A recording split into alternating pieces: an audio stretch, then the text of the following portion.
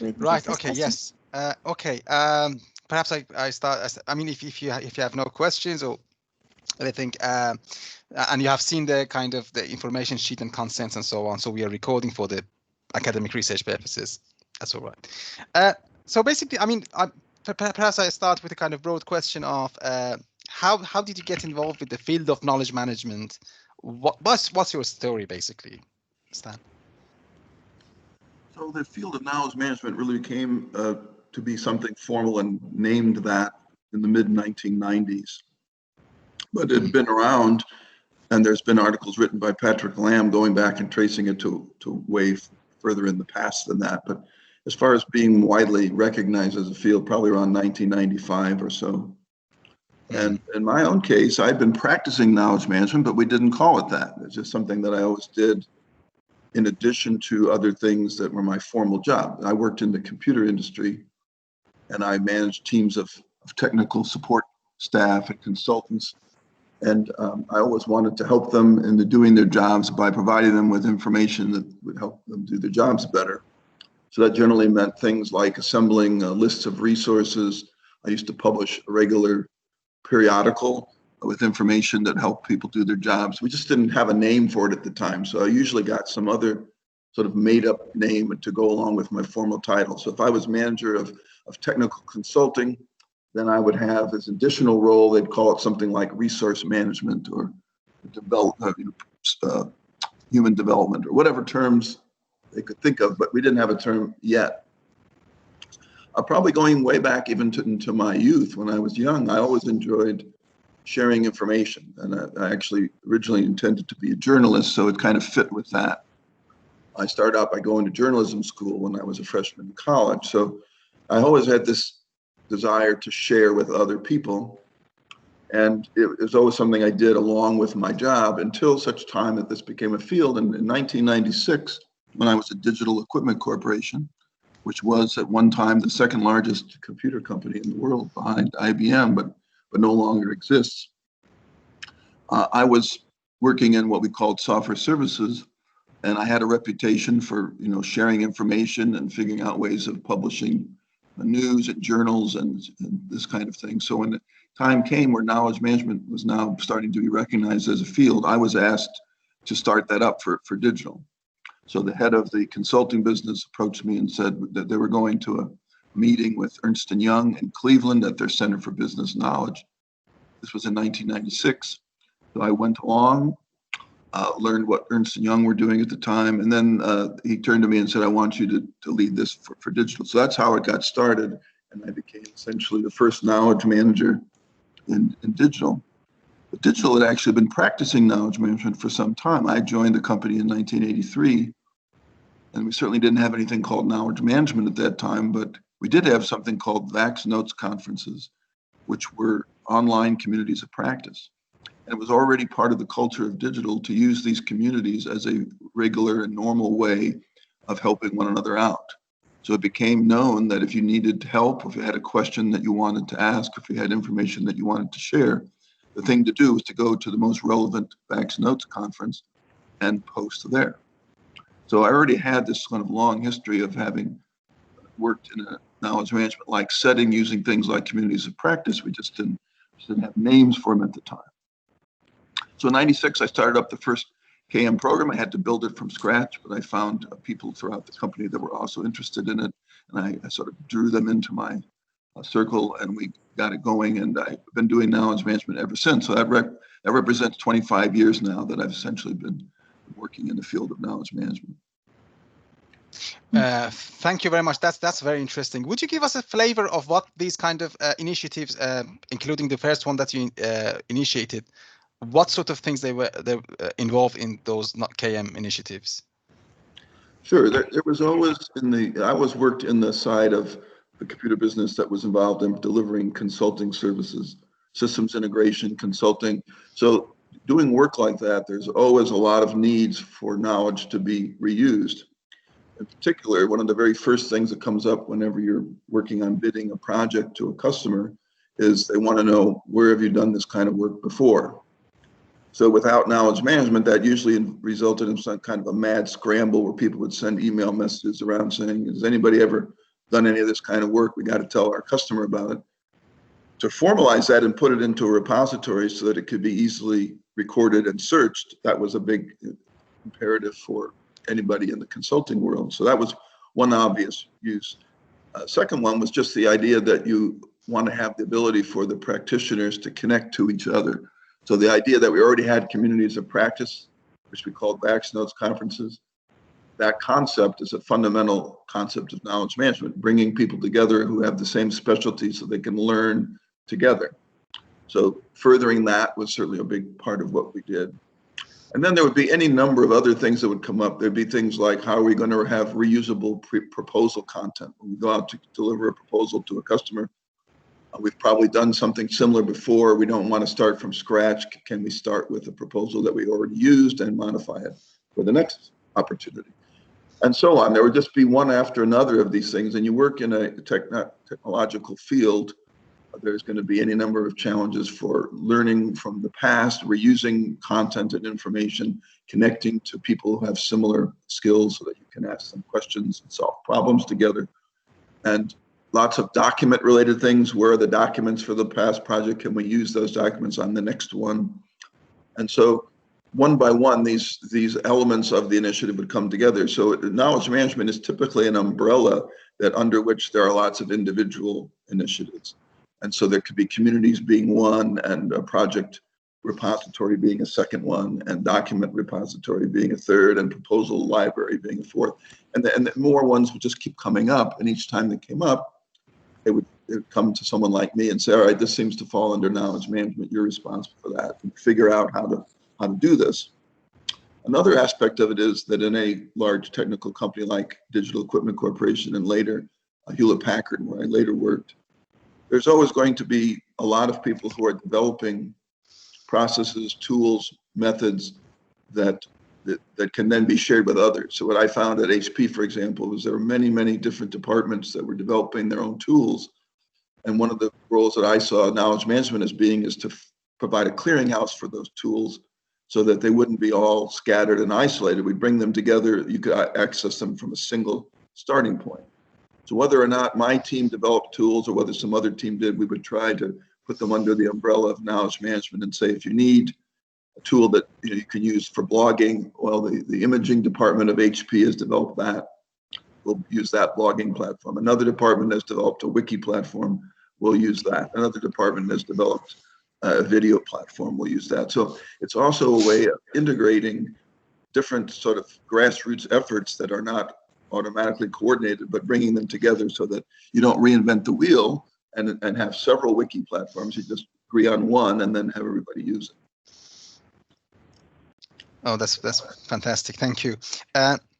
So, I mean, because you have been in the field for so long, in your view, how has it evolved? Has there been any kind of distinct phases to the development of knowledge management over the years? Yes, there have been. In fact, some people have written about this. Nancy Dixon has written about the 3 eras of knowledge management. I look at it this way, that the earliest programs, including the one that I started at Digital, were very much focused on trying to collect content and then make it searchable and reusable. So I would call that sort of the initial phase, or KM 1.0. So try to go out and get everyone to contribute every document that they'd ever created, put it in some kind of repository, find some way, allow it to be searched. And then the assumption was if you did that, then everybody would search for and find the content they needed and be able to reuse it, and that would be great. What we learned is that people don't really want to contribute content if they don't know exactly why they are, so it's always hard to. Secondly, collecting everything isn't necessarily a good thing because it becomes unwieldy. You don't necessarily know what these documents are or why you would reuse them or what's in them. So having a gigantic repository with thousands of documents can actually be detrimental because you have to wade through them to try to find something. But I would say that was the earliest phase. And in some respects, many companies, that's still where they are. They're still just document collection, document search, not much more than that. The second phase, I would say, coincided with what we used to call Web 2.0, which would have been probably in the early 2000s. And Web 2.0 was a concept of new tools that included things like blogs and wikis and RSS feeds. And in some cases, people thought that communities were new, so they would lump that in, although in my mind, communities have been around for a long time. But whatever was considered the newest technology was lumped under the heading of Web 2.0, and then later it was called Enterprise 2.0 within enterprises. And that would be the second phase, where the idea was, well, instead of just collecting documents, let's focus more on connecting people. Let's give them a way of doing things on their own. Let's have them a way of connecting with each other and learning from each other. So I would say that was the second wave to KM 2.0. But interestingly enough, we don't really even use the term Web 2.0 anymore, or Enterprise 2.0. That sort of came and went. Some of those tools are still used. Some of them aren't as used as much as they were then. But the idea of using connection and having more user-generated content, that was a big part of that second wave. And where are we today? Well, we haven't really advanced all that much in the field. I'd say in many respects, the field is pretty much the same as it was back when I started. But there have been some newer technologies that people become enamored of today. Probably the most popular one to get excited about is artificial intelligence. It's interesting that that's not new at all. When I started working in digital in '83, we were already doing things with artificial intelligence. Then it was not new. It had been around. It had been featured in films like 2001. So it's not like this is something brand new, but to the field, it's sort of the hot thing of the moment. So right now, I think the challenge of our field is trying to come to terms with, all right, what does that mean? How can we use it? What does it really do for you? In many respects, artificial intelligence has more promise than it's actually delivered on so far.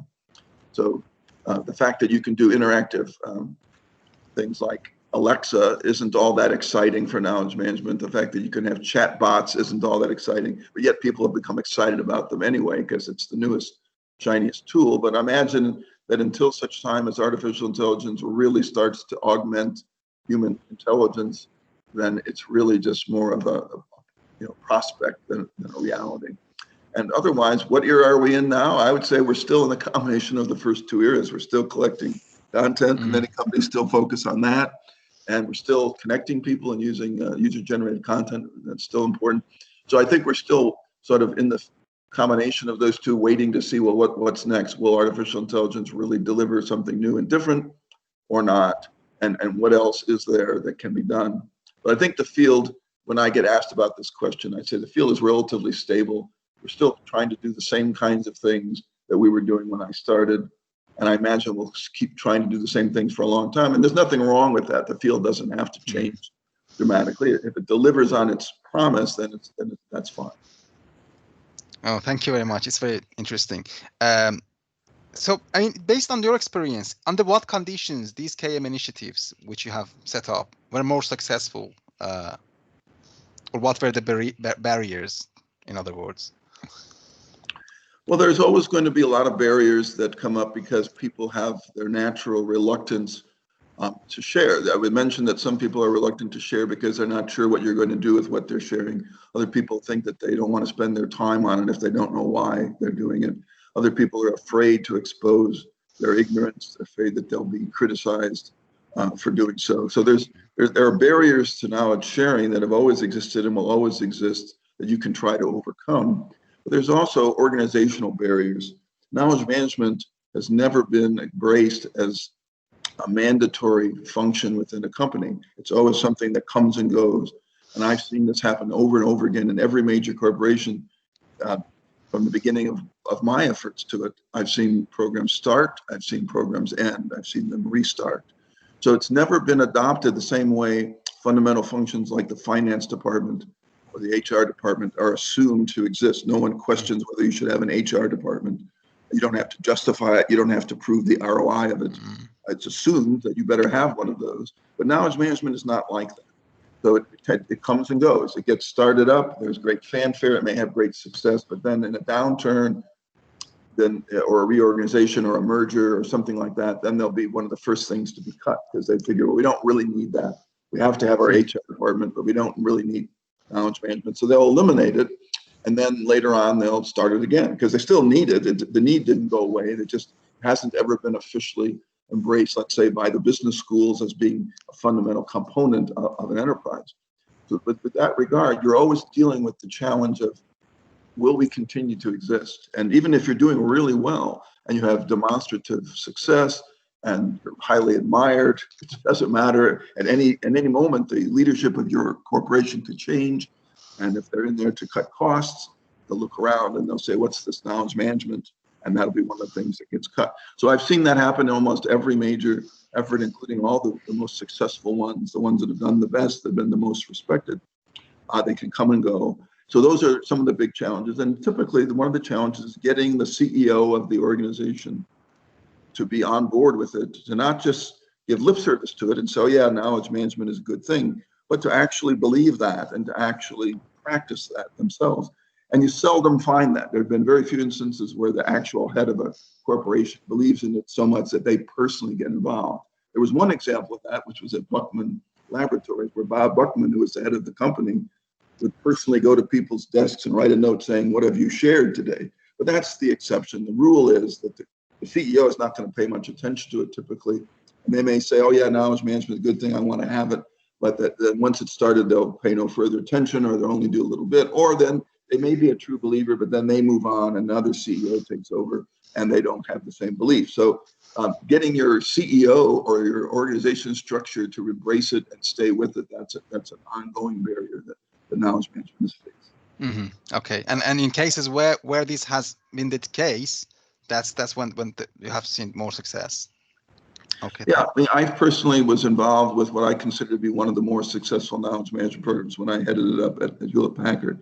We were widely recognized for doing really well, and people were copying us and it's just a great sort of a golden age of knowledge management. But I sort of in the back of my mind knew that it wouldn't necessarily last. And that was from 2004 to 2008. That was sort of the golden age for my personal leadership of KM.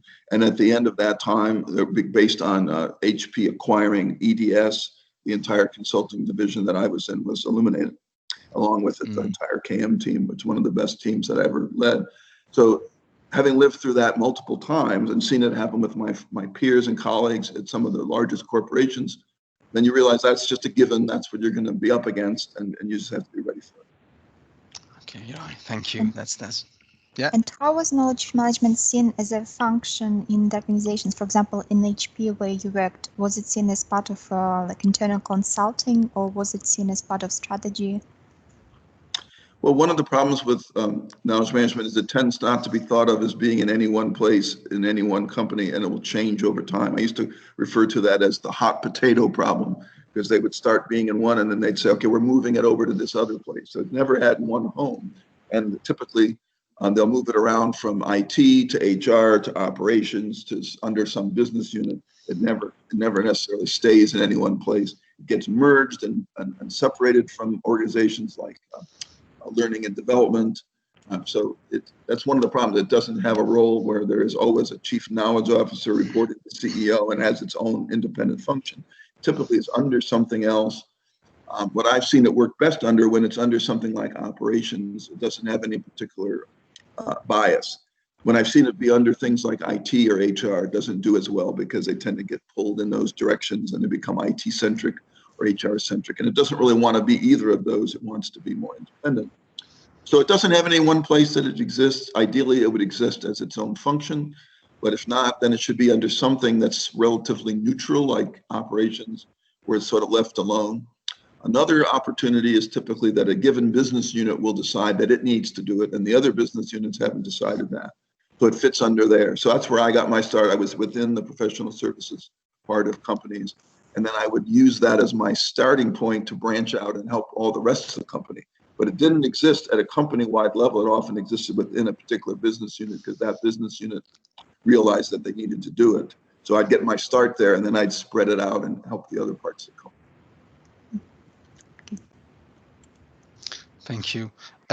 So if we were to kind of take a step back and look at the achievements of the knowledge management community, including research consultants and organizations in general, what have been the major achievements over the years, in your view? Well, the major achievements, I think, have been demonstrating those methods and approaches that work. Those are well known and well documented and well disseminated, and anyone who's starting up in the field today can take those and use them. So I mentioned communities as a good example, and one of the questions that I ask people is, if you could only do one thing in knowledge management, what would that be? Because there are many things you could do. I've documented 50 different components of knowledge management. So if there's 50 different components, some organizations will try to do all of those, and usually that's a bad idea because they get distracted or they get spread too thin. If you turn that around and say, if you could only do one of them, what would it be? And I always answer that it would be communities of practice, because if you can connect all the people in a company together who are practicing the same specialty, there's so many things that enables that even if you did nothing else, that would still be very powerful. But as far as what are the successes, that would be one good example of successes. There are certainly lots of successes with being able to collect content, store it in useful ways, tag it with the right metadata, be able to search for it and find it and reuse it. There are processes that people have put in place for things like lessons learned, improving practices. So there are many established successful approaches that exist. Where it probably has had the most impact is in the area of communities. Communities are now, I think, widely recognized as not only important for knowledge management, but they're important for brand management. Companies now use them routinely to connect with their customers. So the practice of being a good community manager is an important one that I think knowledge management has helped to define and to advance. In fact, that's the subject of my most recent book on community management, because I consider that to be so important for our field, but also for other fields. And then there's been successes in taking individual companies and within their specific needs, applying knowledge management to it. And that will vary by enterprise. Each enterprise will have some things in common and some things that are specific to them. And the best knowledge managers figure out what's most important for our company. And they don't try to do everything. They say, well, in our company, what we really need to do is come up with, let's say, a really good patent database. So let's do that. So every company is different. There's no one approach that fits all, but there's a nice, essentially, bag of tricks that's available to everyone if they're wise about learning about it first and then choosing the ones to apply that fit best, and they solve the most important problems for their enterprise. And I think there's a long history of demonstrated success in doing that. Mm-hmm. Yeah, thank you very much. This is fantastic. Any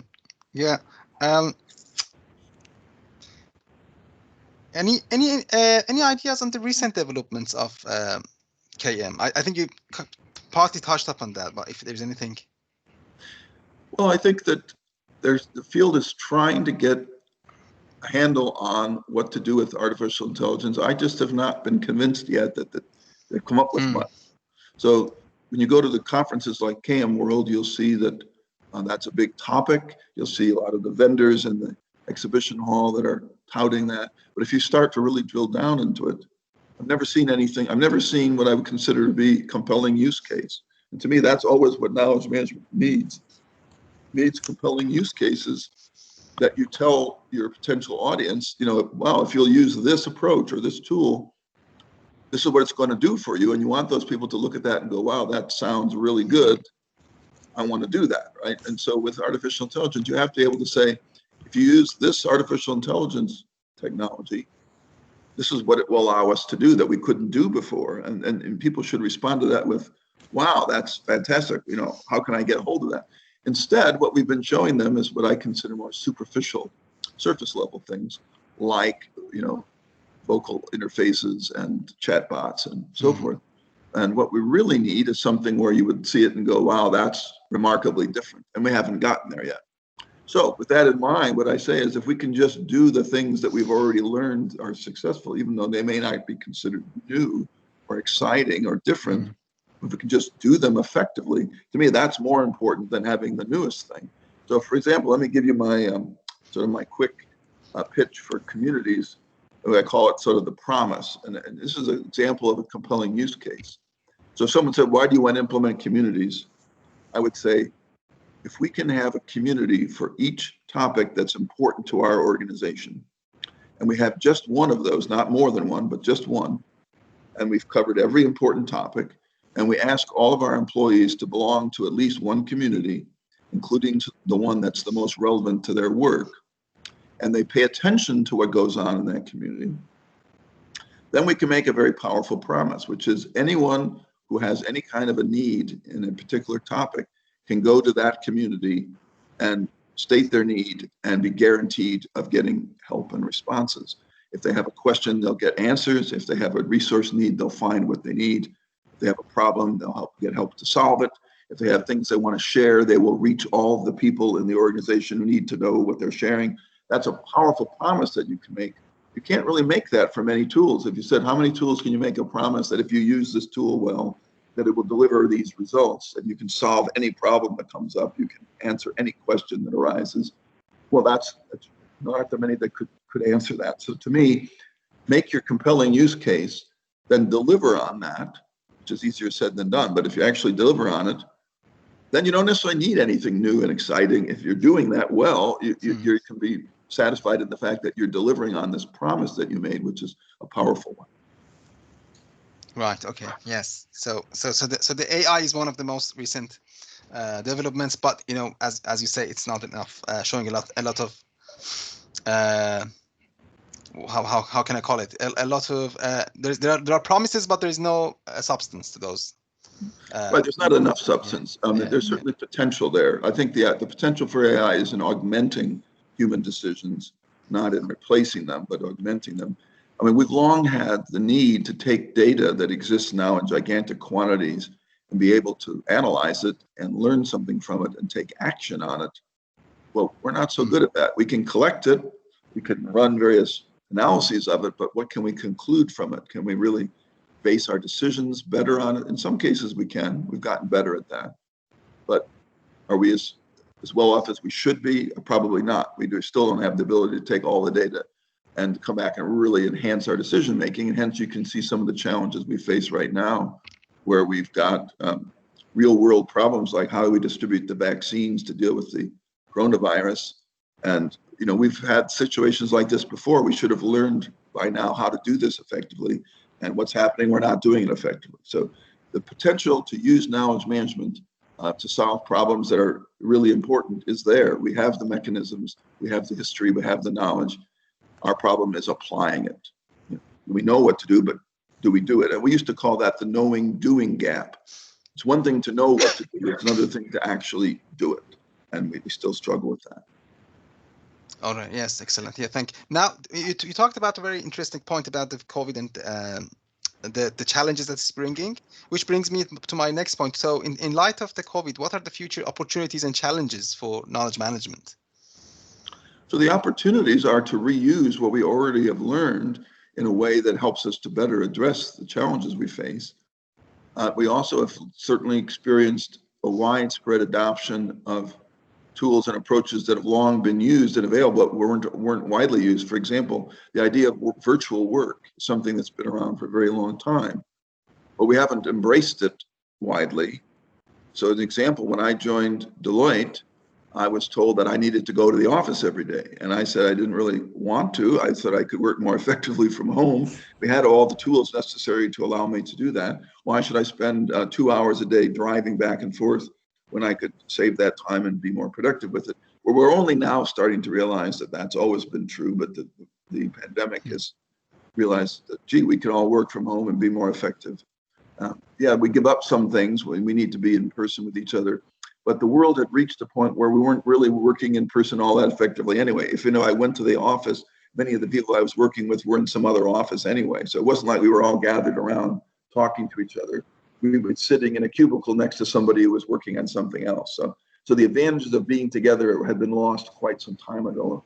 And virtual work, I think, is one of the big things that the pandemic has now shown that works quite well. And I'm sure it will continue. And many companies may decide that they don't really need their offices. And that'll change fundamentally how things work. Now, I've always argued that you do need to meet in person at least some of the time. So I'm not arguing for never meeting in person. I'm saying that we can work effectively virtually for much of the time, and then we should come together periodically to strengthen our relationships. And applying the knowledge that look at how quickly we developed the vaccine. That certainly had something to do with knowledge management. They were reusing what they had learned about things like RNA, and they'd be able to rapidly develop a vaccine. That's a triumph of knowledge management, probably. But then not being able to roll it out effectively is a failure of knowledge management, because we know how to distribute things. We know how to do things centrally. But for example, where I am right now in Florida, every single county in Florida has its own separate administration of the vaccine. They each have their own separate approach. That's not effective or efficient. There should be a single one for the country, and it can be localized in how it's distributed, but it should be nationalized or statewide at least in how you sign up for and get an appointment. In fact, right here, you're calling up on phone lines that are busy, or you're crashing systems that are trying to take appointments, and this is a failure of knowledge management because we know better and we're not doing it.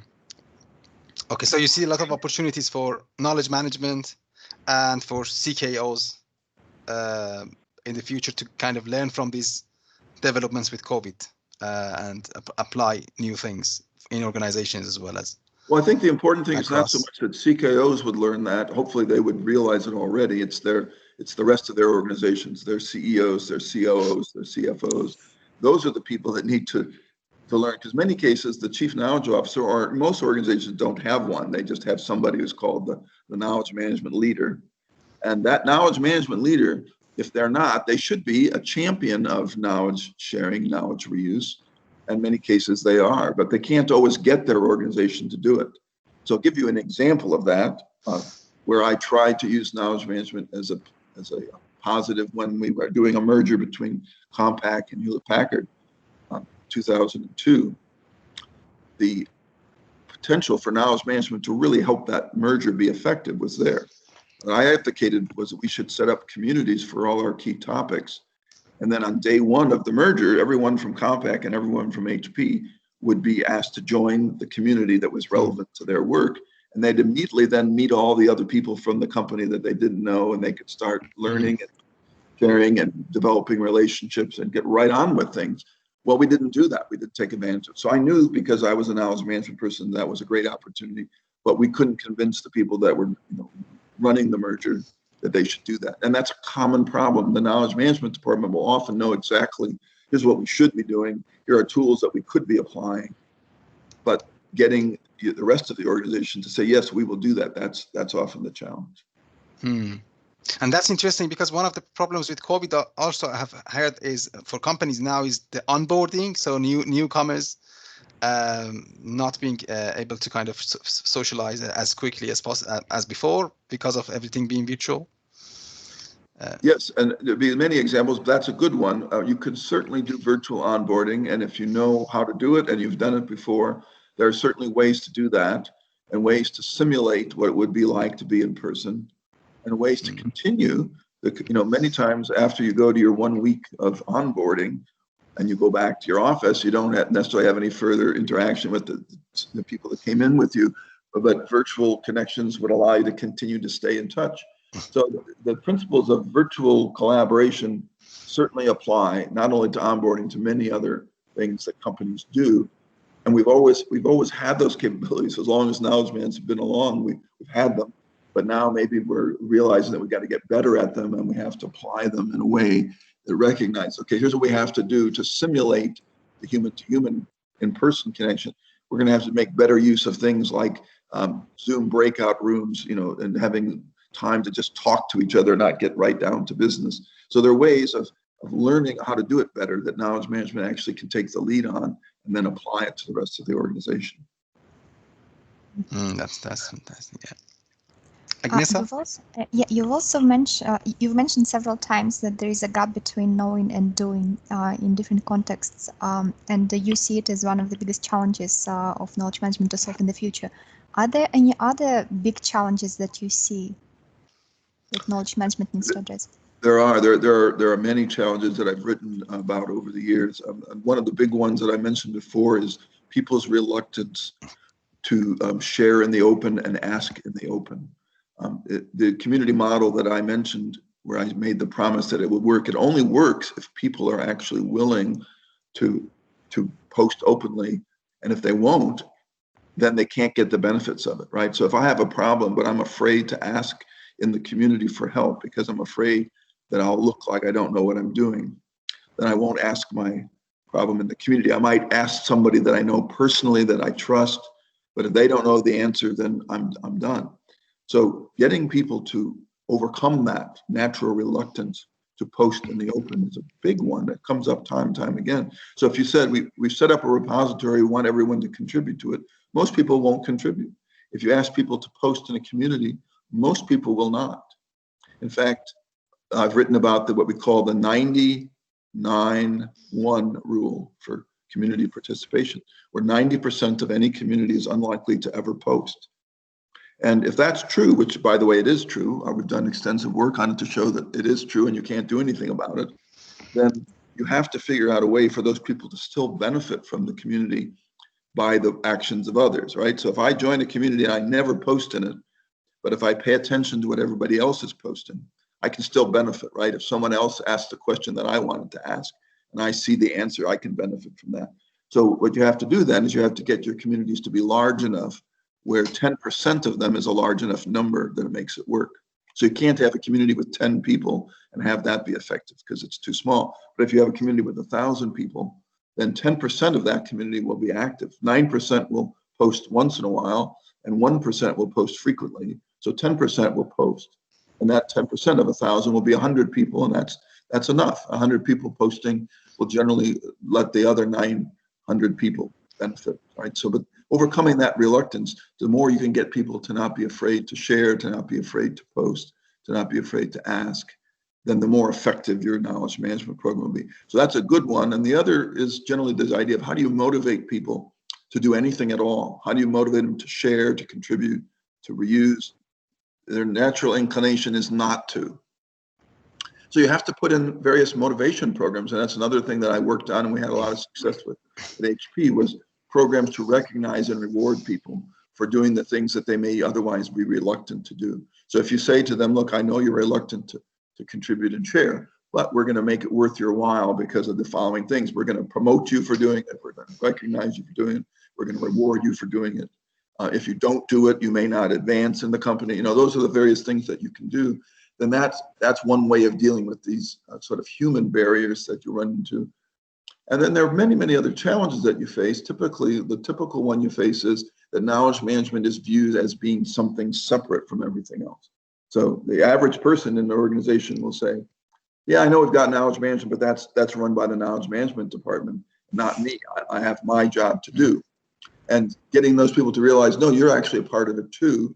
And what we want you to do is the following things, but here's how you're going to benefit if you do that. That's a big part of what you have to do is make knowledge management not be viewed as something that somebody else does or only the KM department is responsible for, but that everybody wants to do and benefits from. So once again, those motivational strategies can help with that. But you've got to have that compelling use case and that strong message where they hear it and they go, yeah, I want to do that. So one example of where we overcame that was at HP. We made it a goal that we wanted every one of our project teams delivering to customers to collaborate using a SharePoint team site. So SharePoint team sites were brand new. People weren't used to them. At first, there was resistance. There was always resistance to anything new. Anytime you tell somebody I want you to use this new tool or this new method, they don't automatically say, yeah, that's great, I'll start using it. They typically say, no, I don't want to. I'm used to doing things the way I've always done them.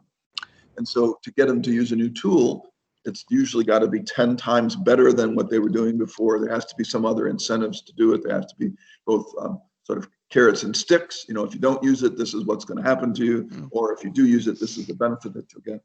So at any rate, we made it a rule that you had to use SharePoint team site for every new project. And at first, people didn't. They were doing things on their own hard drives. They were doing things through email. They were doing things through whatever ad hoc methods they used. But we said, no, you have to use a standard method from now on. And so first there was reluctance, but eventually as they started to use them, we made it really easy to create the team site. We gave them a template that was already filled in. So it was really simple and they could quickly see that, wow, this was actually helpful, not a burden. It was helpful. It made it easier to do their job than if they didn't use it. And by the end of the year, everyone was routinely using it. We no longer even had to have that as a goal because it was now fully adopted. So to whatever extent you can do that, move from resistance to full acceptance, then that's what you have to overcome in many cases. Thank you. I was going to ask you whether you see the knowledge management as a kind of a resurging or declining topic or part of organizations. or has it been the same throughout the years? What I say about it is a field is relatively stable. It's not stable within any one enterprise. It comes and goes, but the field overall, if you aggregate it all, is relatively stable. It's not growing rapidly. It's not shrinking rapidly. It's about the same. But within that, you would find any number of new new initiatives starting and then ending, and then more new ones ending. So every time I go to a conference like KM World, there's lots and lots of people that are there for the first time. They've just discovered knowledge management. They're just starting it. They're all excited about it. And that's always true. So if you added those all up, you'd say it must be rapidly growing, because every year there's thousands of people that are starting up new. But at the same time, there's an equal number that's going away, or they're moving from one to the other. So I would say overall it's about the same, and it has this sort of fluctuation within. It's never really reached any of the prophecies that it was going to be, super adopted and commonplace, and every company would do it forever. That's never been true. But there's always companies that are discovering it. So right now, today, somebody is discovering knowledge management for the first time, thinking that it's some new thing they're excited about. But at some future point, they'll probably have to go do it in some other company. So a typical scenario for me that I've seen over and over again is someone will contact me and say, thank you for your help. I just started this new job. I'm in charge of knowledge management at company X. And then, often it'll be like 6 months later, they'll come back to me and say, they just eliminated my program. I'm looking for a job again. So that phenomenon tells us that the field overall has about the same number of programs, but within any one organization, it fluctuates between 1 and 0. So it's important. It's always going to be important, because the needs for it are never going to go away. There have been people that have written before that knowledge management is dead. They've said that for the last 25 years, that knowledge management is dead. There was a famous article written by Tom Davenport, who at one time was a great writer and advocate for knowledge management. And then he wrote an article basically saying he thought that it was dead. It's not dead, and it never will be dead, because there's always going to be a need for it. But it's never going to be the hottest thing in the world the way some people think it will. Okay, right. It brings me to kind of thinking, because of the nature of knowledge management, the way that you are describing it, it seems that there is always a kind for practitioners of knowledge management. They always have the challenge of legitimizing knowledge management within their institutes. Yes. How do they do that? How can they establish themselves? The way they have to do it temporarily. Yeah, the way they have to do it is they have to start by knowing their organization and its needs, not start by trying to roll out knowledge management. If you start by saying to everyone, hey, everyone, we're going to do knowledge management and it's going to be great, they don't care, right? No one will care.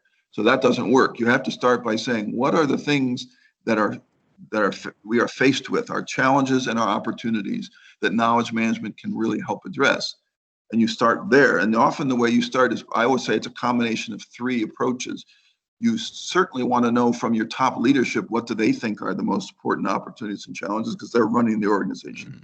But you also want to ask the people at the front lines, what do they think? Sometimes they think differently than their leaders. The leaders may think their big opportunity is X, and the people on the front lines actually think it's something else.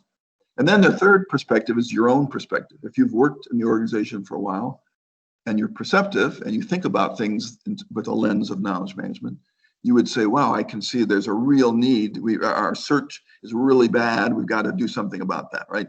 And no one else may have said that, but you can see it. All right, so you have your own perspective on what's needed. The top leadership has theirs, and then the frontline people have theirs. So you want to essentially do a survey to assess all that and say, all right, what are the overwhelming top 3 opportunities and challenges that everybody could agree on? Then you say, let's apply knowledge management to address those 3. We're not going to try to address everything that it could. We're going to narrow it down to 3. We're going to try to do a really good job of addressing those. And then if someone says, well, why should we do knowledge management? You say it's because we're addressing this number 1 challenge we face of we're not winning enough new business. And knowledge management is going to help us win more new business by this. And then you list your use cases, right? So for example, in the case of proposals, which I mentioned before, let's say a company is really struggling with its proposals and they're not winning any new bids because their proposals are so bad. Then you say, what we're going to do is we're going to tackle that problem. We're going to come up with a new way of doing proposals. And we intend to measure our success by looking at our win rate. Our win rate is currently at 1%, and we want to increase our win rate to 20%. And if we do, we're going to say it's because of this new effort that we started. So you tie it to real specific concrete goals that everyone in the organization would relate to and agree on. And then you show how knowledge management helped achieve those goals. And that's the most important way to legitimize KM. It's not by starting with KM, it's starting with the real needs of an organization. Fantastic. Yeah, that's very interesting. I was going to ask you about one thing that I've recently learned, and that's the ISO, knowledge management ISO. Have you been involved with that? Do you have any experience with that?